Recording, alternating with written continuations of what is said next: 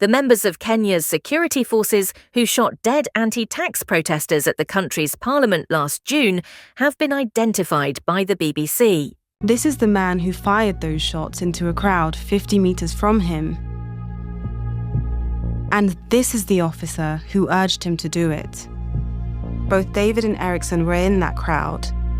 Neither of them were armed, and neither of them were organized criminals who'd hijacked the protest. In June 2024, over 100,000 Kenyans marched to Parliament. Their cry, "Resist punishing tax hikes." Their hope, a peaceful protest. But what followed would stain the nation's conscience. More than 100,000 Kenyans hit the streets of Nairobi. Their aim? Occupy the parliament. 3 lives were cut short, all young, all unarmed.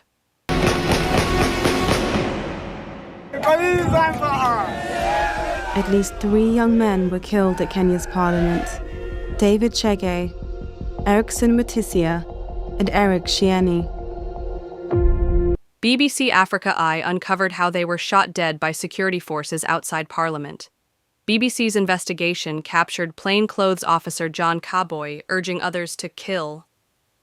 Yet, instead of justice, silence and impunity reign. After months of digging, BBC Africa Eye can identify this police officer. His name is John Kaboy. Multiple sources told us he's a plainclothes officer based at the Central Nairobi police station. Even after the fatal shots, he could still be heard urging his colleagues forward to kill. This is the man who fired those shots into a crowd 50 meters from him.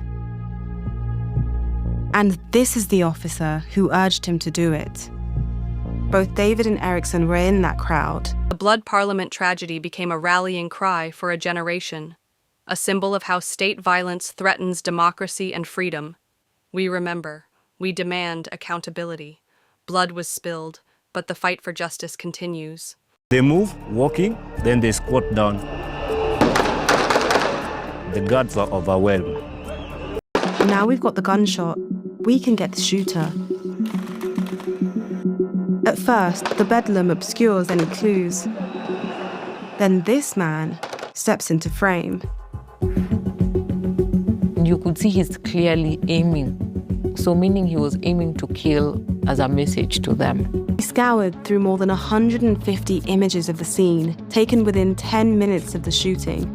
In all of them, only one man matches all the criteria on this list. Him. They aimed to kill. BBC identifies security forces who shot Kenya anti-tax protesters. But to this day, no security officer has been held to account for the deaths and no official investigation has been published.